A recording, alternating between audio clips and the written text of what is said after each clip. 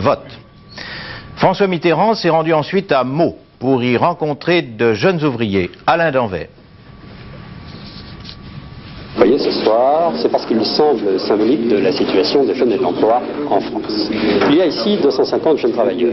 2 sur 10 sont en formation, 2 sur 10 sont au chômage et 4 sur 10 seulement bénéficient d'un emploi à plein temps.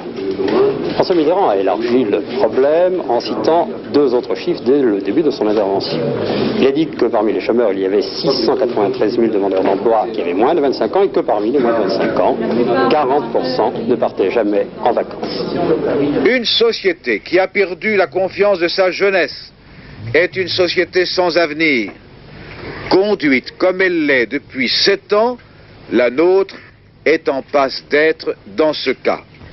Quand je vois se multiplier les suicides de jeunes chômeurs, je dis que la réconciliation de notre jeunesse avec notre société est une charge urgente, un devoir, un besoin, une obligation matérielle et morale.